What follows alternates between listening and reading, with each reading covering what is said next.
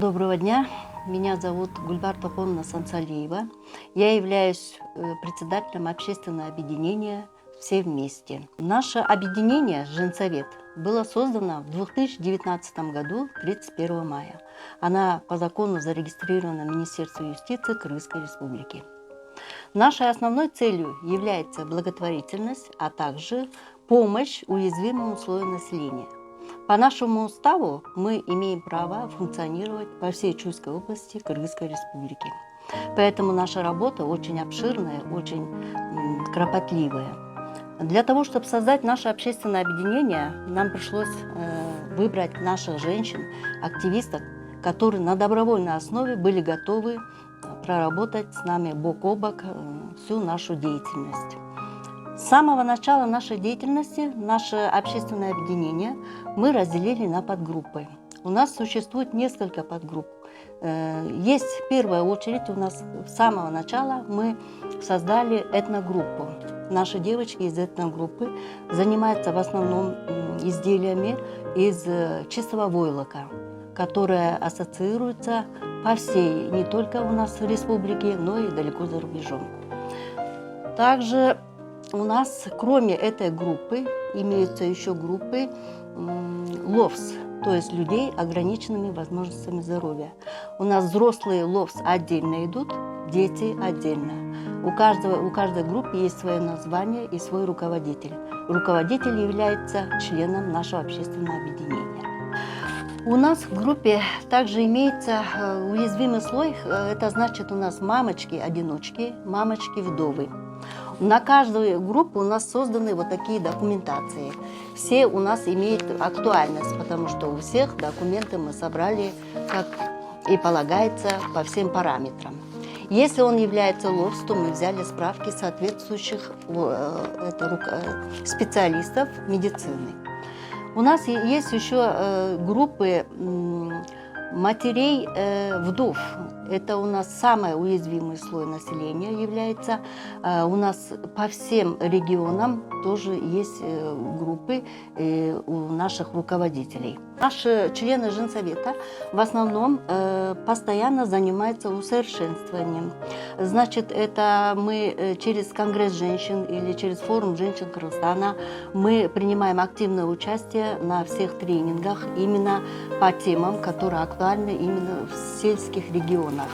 Это гендерное равенство, по семейному насилию, а также ведение документации и работы именно женсоветов.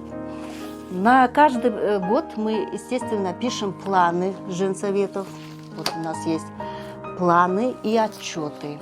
Мы отчитываемся иногда в Акимяте, иногда и можем в Чуйской области. В местном самоуправлении мы неоднократно обращались, чтобы нам помогли, как говорится, с кабинетом.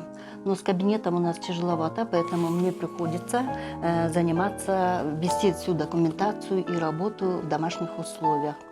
Всегда моим другом является моя мама, которой 84 года, в этом году будет 85 лет.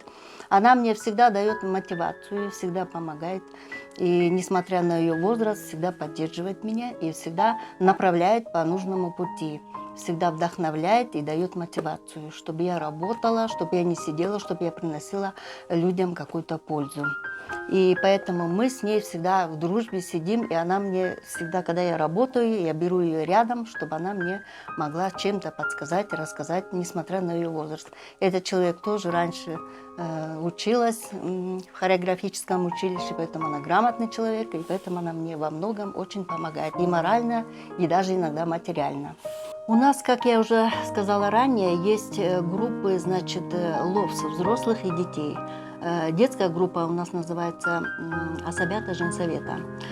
По всем этим уязвимым слоям населения мы еще оказываем помощь, совместно работая с другими общественными благотворительными фондами, оказывая им по их заявлениям специализированную помощь. Если у нас, допустим, обращаются к нам женщины или семьи, даже уже сейчас мужчины начали обращаться,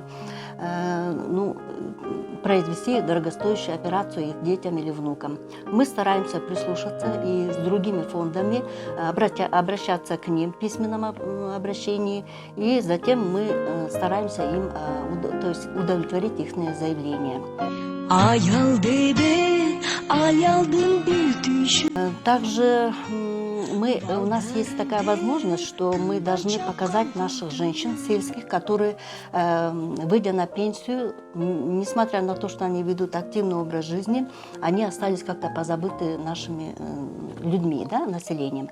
Поэтому у нас есть прекрасная возможность, мы берем их кандидатуры и, проведя собрание в нашем общественном объединении, а также посоветуясь с нашими населением, это определенным слоям нашего населения, мы рекомендуем их кандидатуры наградить на уровне государства медалями различными, которыми они достойны этого. Замира айым, азыркы тапта эмнени жасап жатасыз?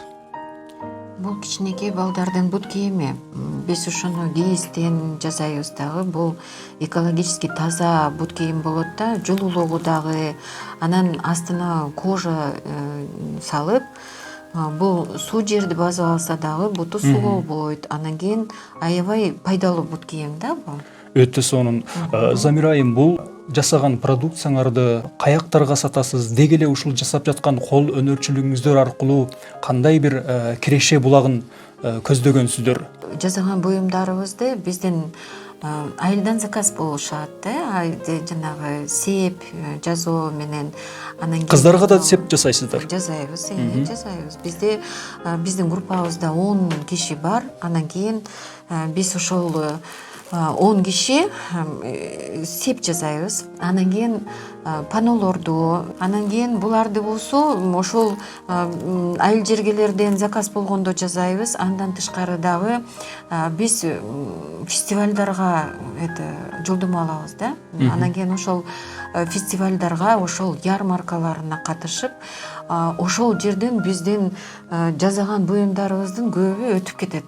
Жумагүл айым, жаш балдарга арналган бул бут кийимдерди дейбизби, байпак дейбизби? Мына ушундайдан күнүнө канча удуу жасайсыз жана кантип сатасыз? Ушундайдан бир күндө 7-8 түйөбүз. Сураган кошуна колоңдор, айыл ападагылардын баарын жаш балдары, кичинекей балдар бар, аларга тартуулайбыз. Подарка кылабыз. Кошуналар, кичинекей балдар бардын баары ушу кийизден анан ушундай түйгөн бут кийимдерди. Балдардын буттарына жумшак. Чолпон айым, сиз үй иштерине да үлгөрөсүз, мына ушундай кол өнөрчүлүктөрүнө да үлгөрөсүз. Баарына үлгөрө бересизби? Үлгөрөбүз. Демек баарына убакыт тапса болот экен. Болот. Телефон чукулаганга да убакыт табасызбы? Телефонда убактылуу да. Убактылуу. Сонун. Биздин коомдо негизи 10 айым иштешет. Анан кийин биздин өзүбүздүн айылыбыздан, мына Садовый айылынан, анан кийин Нурманбеттен бар, анан кийин Ивановкадан бар, ошол баарыбыз ошо 10 кишибиз да. 10 киши ошол үйдө жөн отура бербей, ушул эме менен алектенебиз да, кол эмгек менен алектенебиз. Ошол бизге ошол айтып өткөндөй сеп жасайбыз, тоокуйбуз, тигебиз, курак курайбыз, иши кылып колубуздан эмне келсе ошону жасайбыз да. Демек сиздердин жасап жаткан кол эмгектериңиздер жалаң эле сиздерге киреше булагы болбостон, демек эрмек дагы болот экен. Эрмек дагы, анан кийин биз ошо жерден баарыбыз жолугуп, бир жерде отуруп, баягы сөз мөр дагы болобуз, баягы сөз таап, эметип, бири-бириңиздер менен сырдашып, өткөн кеткендин баарын сүйлөп. Ошону менен убактыбыз кандай өткөнүн да билбей калабыз бизчи.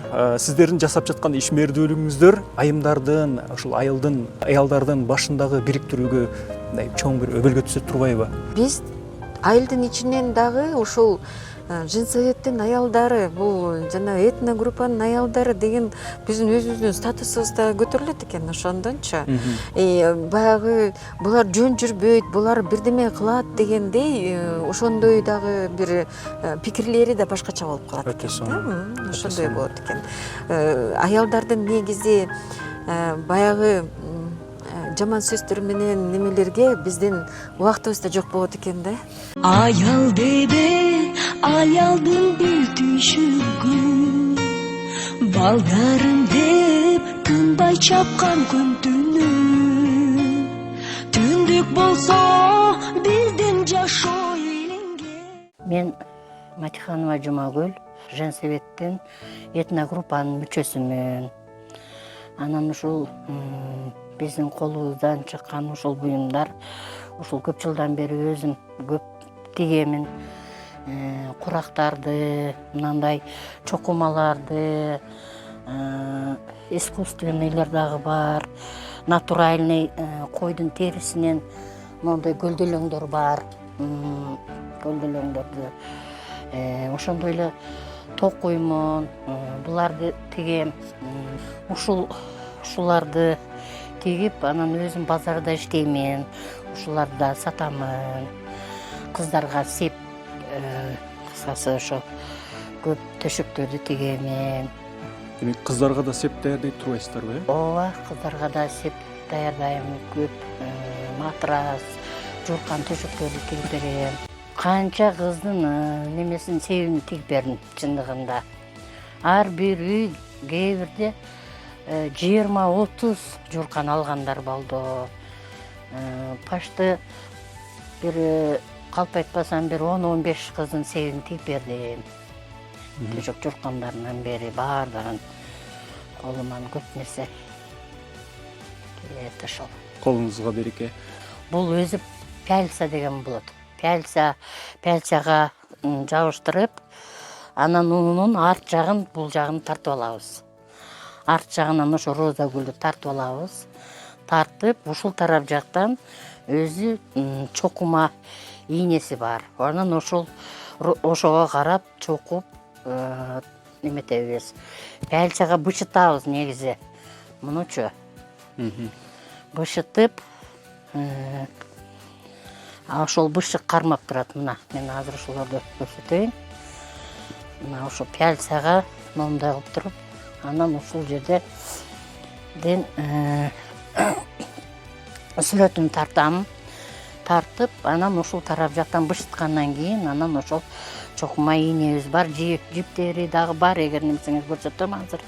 Бул себет, негизи моундай биз мындай тойго барганда атайын муну дагы мен өзү 2000ден сатабыз.